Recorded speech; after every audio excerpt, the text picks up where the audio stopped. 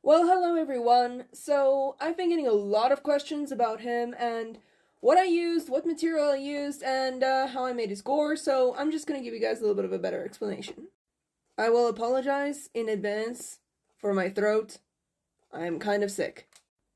So, first off is his base. So, his base, this part, here, this other part of his base, and probably his main structure underneath in general, along with his teeth, are all made out of cardstock. And this cardstock is 3 to 4 millimeters thick.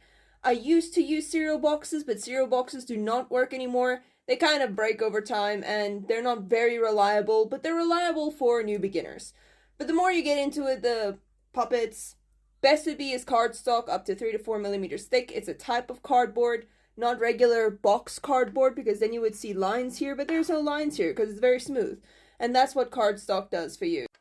Next biggest question is, what type of clay did I use for the bones? Because as you guys can see, there's definitely clay used onto these bones, around the eyes, here where the flesh kind of comes off from his skin, or whatever you want to call it. Here as well, these are also made out of that sort of clay, this here, and also the tongue. Now all of this is made out of air clay, and air clay is very reliable since it is very light, easy to mold, it doesn't crack or lose its shape. So it's very great to use on molding for puppets, so yeah. And now the regular places where I used cardstock paper is here by the webbing, here by more webbing, I'm just gonna call it webbings, here, right over there, and also here between the bones on the fleshy bits, right there. Those fleshy bits are all cardstock. Paper, not cardboard. His eyes, on the other hand, are made out of styrofoam, I think is what you call it, whatever that white type of like stuff you get in boxes of products and stuff. You get that white styrofoam stuff, I assume that's what you call it, or polystyrene, or I don't know, whatever you would call it. But that's what his eyes are made out of. Here you can see the cracks of the styrofoam or whatever inside. So that's what that is made out of. Again, I love using hot glue gun, so that's my favorite type of thing to use for anything on this guy.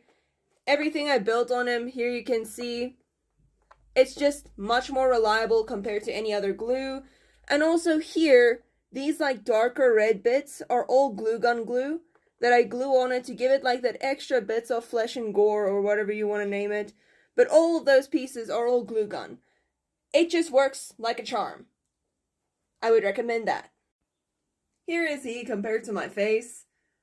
It's very cold today, okay? So I'm wearing a hoodie. But this is how big he is compared to me, so he's quite big.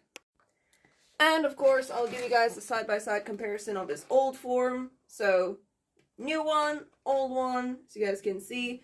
This guy is very broken on a lot of places, and his jaw doesn't function anymore.